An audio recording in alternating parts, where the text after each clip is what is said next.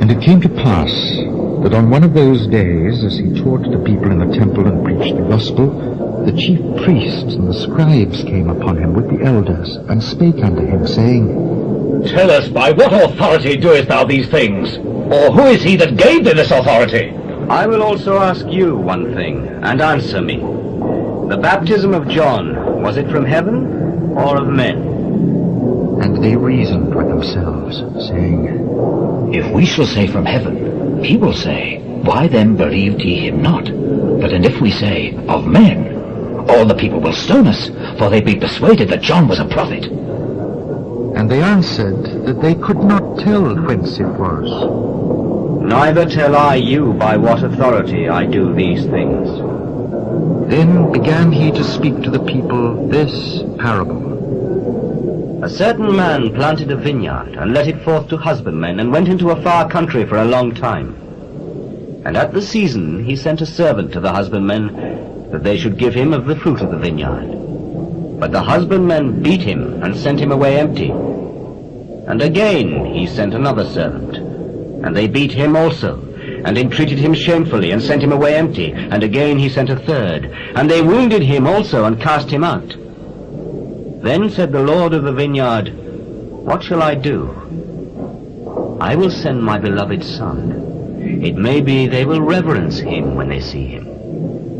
But when the husbandmen saw him, they reasoned among themselves, saying, This is the heir. Come, let us kill him, that the inheritance may be ours.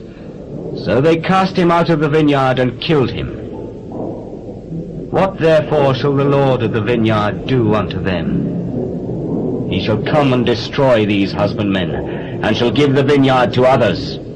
God forbid! What is this then that is written? The stone which the builders rejected, the same has become the head of the corner. Whosoever shall fall upon that stone shall be broken, but on whomsoever it shall fall, it will grind him to powder. And the chief priests and the scribes the same hour sought to lay hands on him, and they feared the people, for they perceived that he had spoken this parable against them.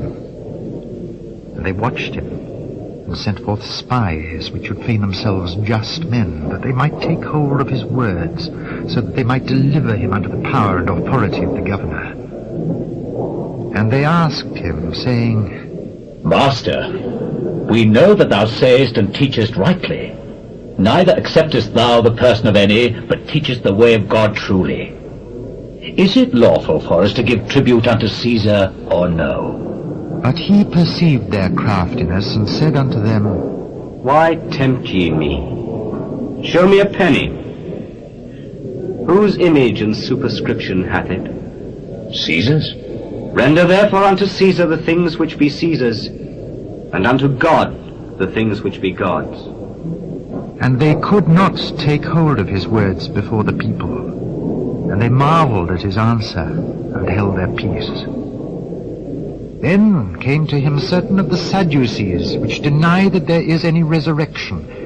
And they asked him, Master, Moses wrote unto us, If any man's brother die, having a wife, and he die without children, that his brother should take his wife, and raise up seed unto his brother.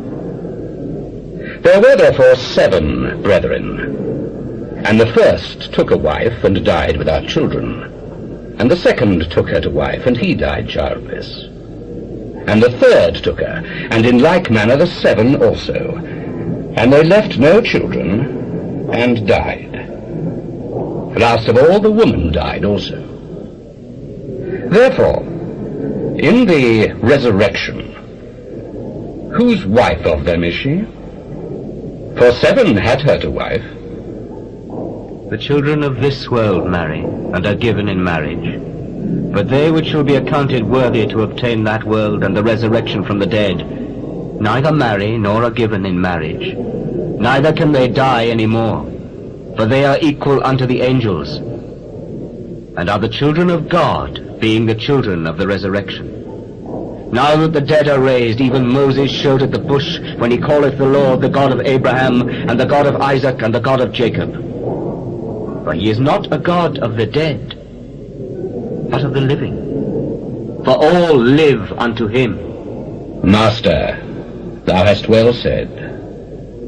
And after that, they durst not ask him any question at all. How say they that Christ is David's son?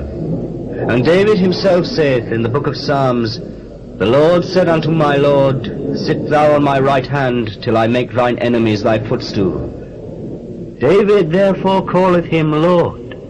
How is he then his son? Then in the audience of all the people he said unto his disciples, Beware of the scribes, which desire to walk in long robes, and love greetings in the markets, and the highest seats in the synagogues, and the chief rooms at feasts, which devour widows' houses, and for a show make long prayers. The same shall receive greater damnation.